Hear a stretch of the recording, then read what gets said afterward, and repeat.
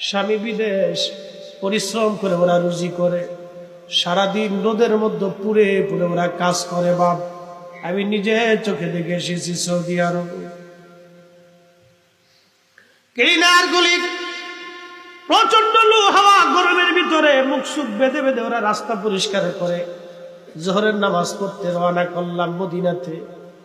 একজনকে কাছে জিজ্ঞেস করলাম, ভাই বাড়ি কোন জায়গায়? বলে হুজুর ব্রাহ্মণবাড়িয়া। আমি বললাম, বন্ধু, এই যে রোদের মধ্যে পুড়ে পুড়ে সারাদিন আমি দেখলাম আমরা হোটেল এসির মধ্যে থাকি, আর আপনি সারাদিন এই রোদের মধ্যে পুড়ে পুড়ে কাজ করেন, কষ্ট হয় না? হুজুর, কষ্ট হলেই বা কি করার আছে? আমি কি বাড়ি কি মা জানে?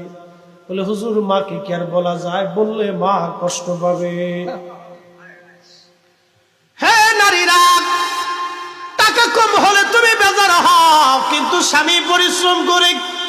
আল্লাহ নবী বললেন, আমি কোন ব্যক্তিকে যদি সেজদার অনুমতি দিতাম আল্লাহর পরে, স্ত্রীকে বলতাম স্বামীর পায়ে সেজদা দেওয়ার জন্য।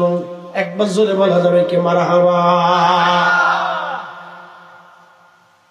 স্ত্রীকে বলতাম স্বামীর পায়ে যেন স্ত্রী সেজদা দেয়, কারণ এই স্বামী এই ফ্যামিলির জন্য নিজের জীবন বাজি রেখে যুদ্ধ করে যায়।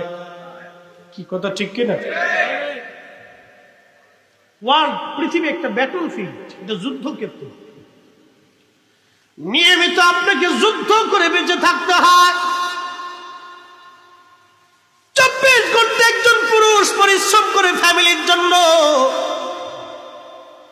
সন্তানের মুখের হাসির জন্য একজন বাবা দিন বিদেশ পানি রক্ত করে ফেলেছে।